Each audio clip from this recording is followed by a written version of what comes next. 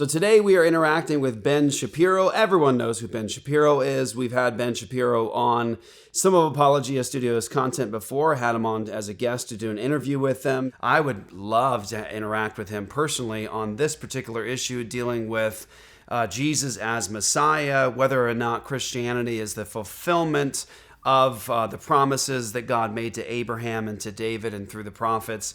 It would be a great conversation. But we're going to interact a bit with some of his comments on the Rubin Report dealing with Christianity. And so let's get into it.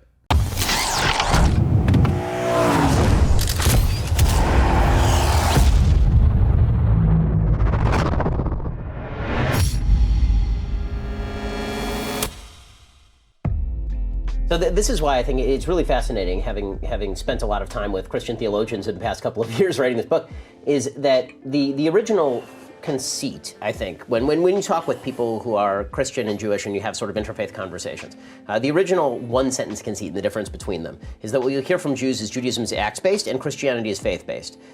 Christianity is about the acceptance of Christ. When you accept Christ, then you've accepted what you need to accept and everything flows therefrom. Mm-hmm. And Judaism says it's not just about accepting God, it's all these mitzvot, right? There are all these commandments that you have to do, and these are what perfect you as a human being. It's the performance of these commandments, accepting God's sovereignty because he's the one who gave the commandments, but you actually have to act in the world, and if you don't act in the world, then you haven't fulfilled your responsibility in the world. This could also be an argument why you could have, although I know you wouldn't be thrilled with them per se, you could have Jewish atheists in that they believe that it's just their actions here. Yes, 100%. Yeah. So this is why Jews have had and I think most Christians believe this too. The idea of having a moral atheist is not really a difficult idea. Yeah. It's the idea of having a system built on atheism that's completely immoral and will fall apart almost immediately. And the idea of having a moral system built on atheism, if you examine your atheism closely enough, I think falls apart. I think that moral atheism is basically you separating your morality from your atheism and then ignoring your atheism in pursuit of the morality, which is, well, you can live fine that way, that's fine, but I don't think that that's psychologically sustainable if you actually examine the core of your ideas. But with that said, I think that Christianity, after its original millenarian viewpoint, when Christianity first came about. Well, let's stop there. So really important to address, I think what in some ways is a complete misunderstanding of the Tanakh, the Torah, what Christians would call the Old Testament, in terms of what makes somebody truly Jewish. And are they truly Jewish because they happen to do some of the things that the God of the Old Testament says to do in terms of what is just and right and good? Like if I do those things externally, like if I pray like I'm supposed to, if I go to temple and do the temple sacrifices and everything I need to do there, as long as I do that externally, am I actually good with God? Is that something that God accepts? It's really important because actually it's something that Jesus addressed in his day, was people who thought that because they were physically descended from Abraham, or because they were really performing all of the commandments and the things that look like personal piety, whether it was praying or fasting or whatever the case may be, Jesus addressed that idea that what made you truly Jewish or a follower of God was the externals. Jesus referred to it as hypocrisy. He says, you're pretending. Inside, you're full of dead men's bones. And Jesus addresses the issue that I think is very, very important here. And it's in this discussion with Ben Shapiro. He addresses the issue of whether or not you truly mean what you're doing and whether or not what's happening is truly wrought from the spirit or the heart, which is something that is absolutely focused upon in the Old Testament. God talks a lot about the heart, and he talks a lot about the true spirit motivations behind doing what God commands you to do. I mean, the idea that God could somehow in the Old Testament accept that people were doing actions that were in accordance with his commandments, but their hearts were far from God, is just not it's not an accurate portrayal of what God says about himself or his law in the Old Testament. And this idea that Judaism is focused on actions in the world, good works, and Christianity is based upon faith is actually not accurate either, because if we look at the father of our faith, we would say Abraham. Both Christians and Jews would say Abraham is the father of our faith. When you look at the covenant that God makes with Abraham and the promises that God makes to Abraham about Mashiach coming into the world, and all that's coming through Abraham, through Isaac, all that through that seed, you see that that whole entire relationship with Abraham begins with the foundation of faith, and the works come later. As a matter of fact, this covenant that God makes with Abraham in the Old Testament is unilateral. It's one way. It's God making the promise himself. It's God swearing by himself to accomplish this. It's all an act of God's grace and gift. And mind you, this is very, very important in terms of addressing Ben's argument here. All of this takes place with Abraham, the father of our faith, before circumcision, before any actions on his part in terms of offering his son Isaac on the altar. It also takes place hundreds of years before Moses and the law was given. So Abraham, the father of our faith, is justified before God how? Based upon his actions? Based upon his obedience? Based upon his works?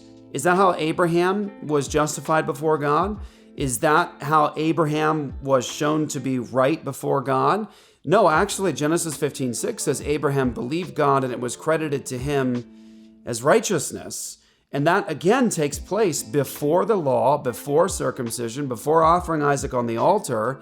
It is this gracious gift of God to Abraham, the father of our faith. Now, here's what's important to recognize, is that both Jews and Christians call Abraham the father of our faith.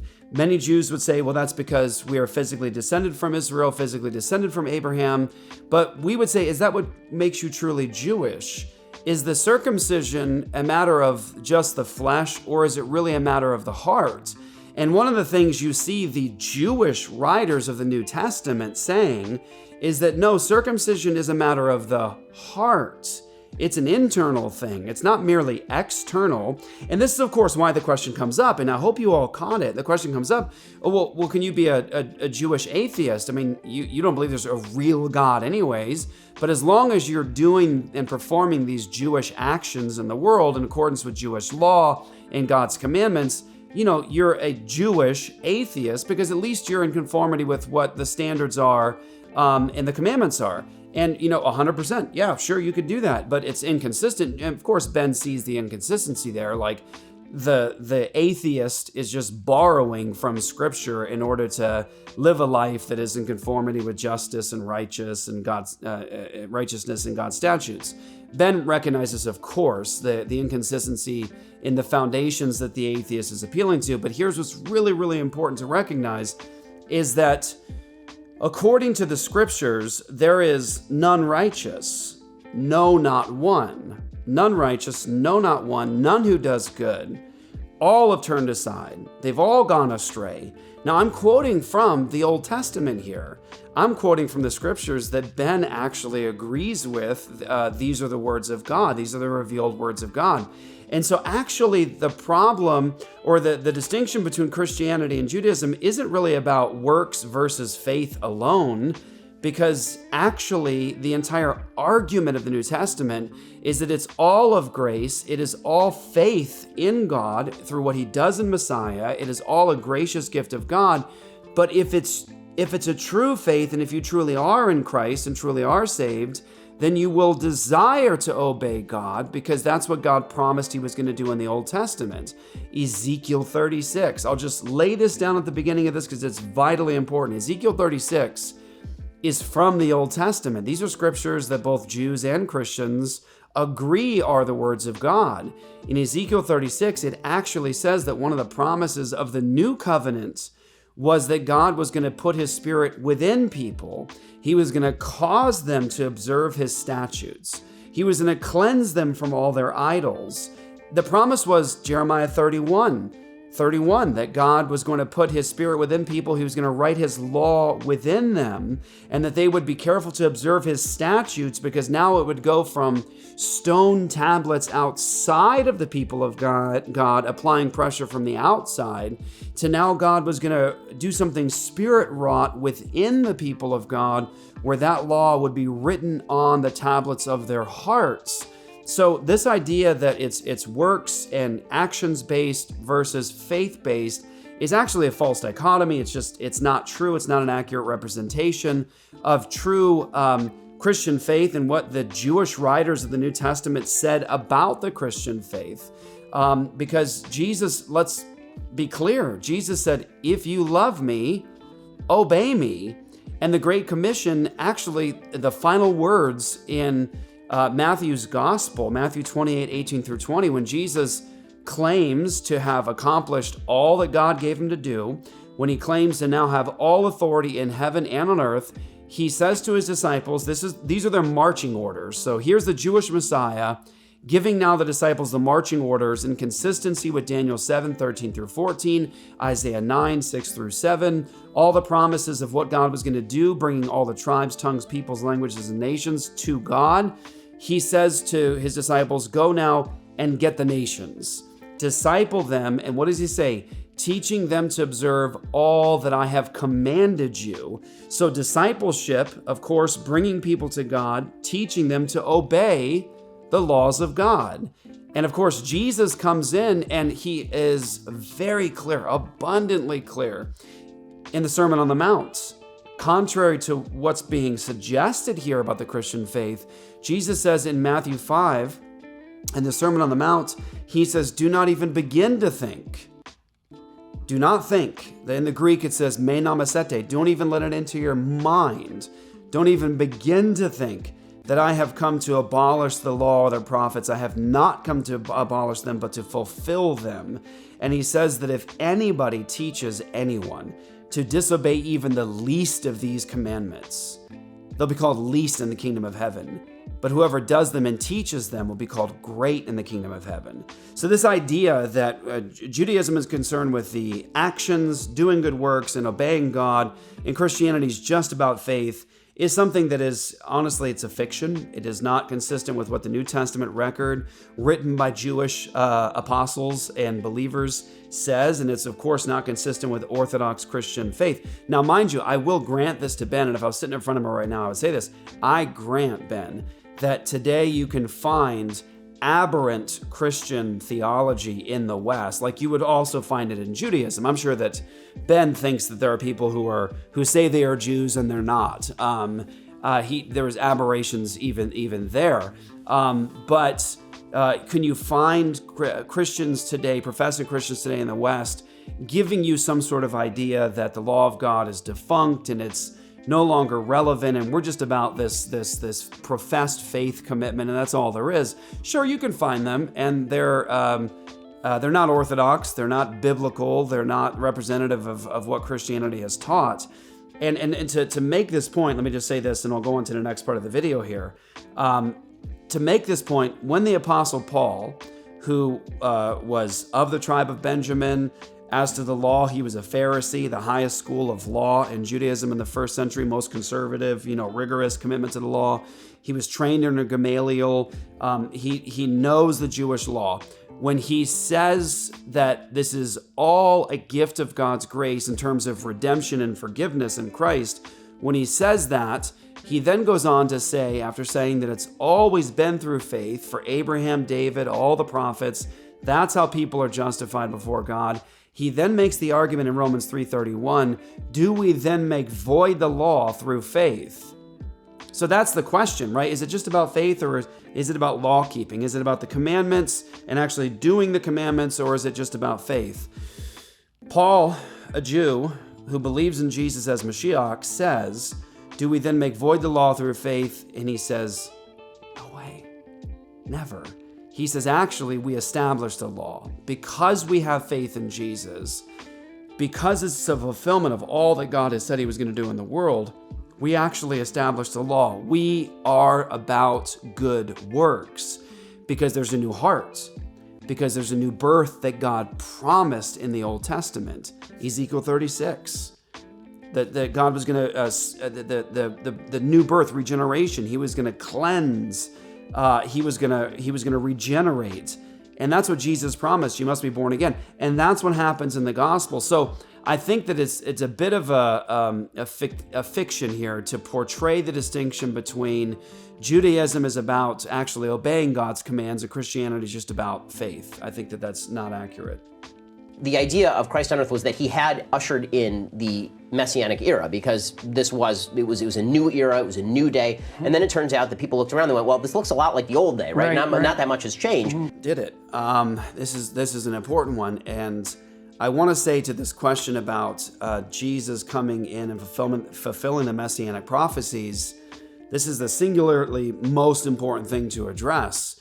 Did Jesus actually fulfill those prophecies? And we can't do everything in this short video today, but I'd love to have a face-to-face conversation with Ben to talk about some of these things. Did Jesus actually fulfill the Messianic prophecies? Did he come as planned and on time?